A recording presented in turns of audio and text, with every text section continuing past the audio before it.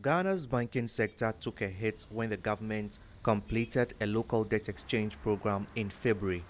More than $10 billion of old bonds were swapped with new ones.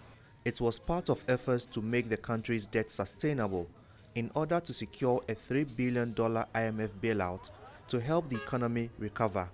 But President Akufo-Addo says it will take some time before the country sees an economic recovery, even after the country received the first tranche of $600 million of the IMF loan in May. Access to the IMF facility will not spell the immediate end of the difficulties we are in presently. But the fact that we've been able to negotiate such a deal sends a positive message to our trading partners, creditors, and investors.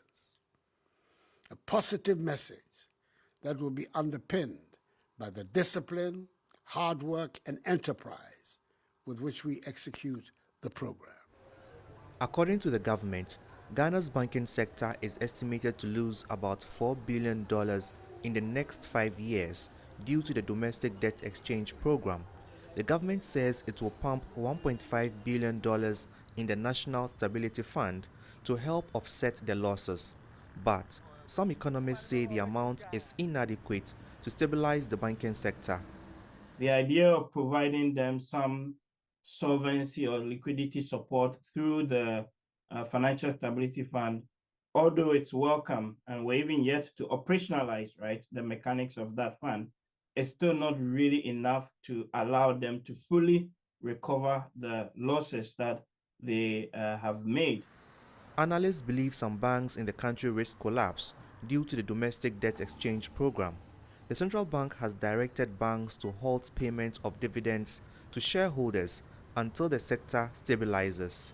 The forces or the shocks that the banks are facing is not really of their doing in that regard. So we're going to have some extension or some reprieve being provided to the banks for the next coming years to be able to recover these losses. And then subsequently, we would see much more stringent capitalization requirements being imposed on them.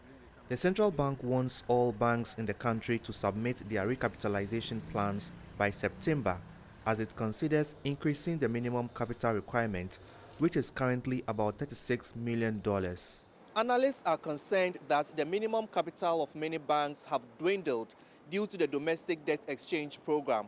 As the country's economy has yet to recover, there are fears that some banks may not be able to meet the central bank's minimum capital requirements, and that could lead them to collapse.